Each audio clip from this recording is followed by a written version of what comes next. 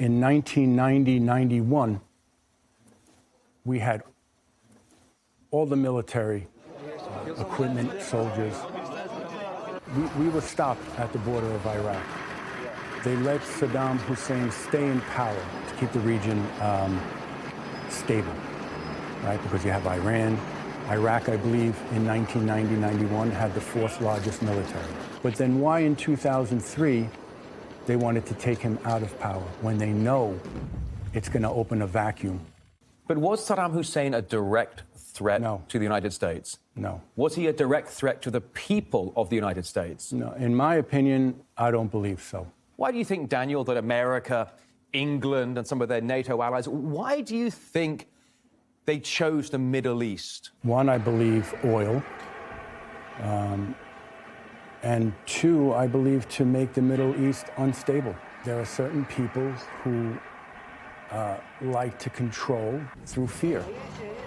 And if you make the Middle East unstable, and then you keep pushing the narrative, terrorists, groups, I believe this is a way that they're able to control the people with fear and to be able to have the opportunity to invade other countries. And do you think, though, that, you say that oil was so important for going into Iraq. Do you really think oil was that important for going in? No. In the year 2000, there were 7 countries who did not join the U.S.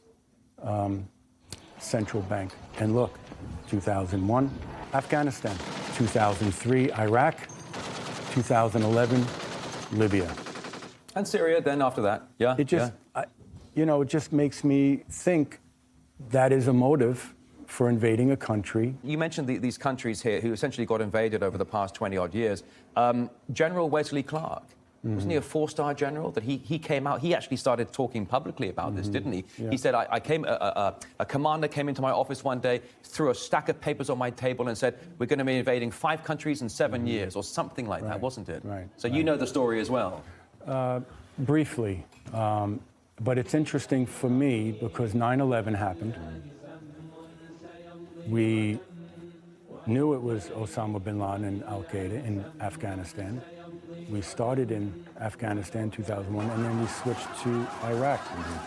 That's a big question that I believe Americans, citizens who live in NATO allied countries, we need to start asking questions. Why?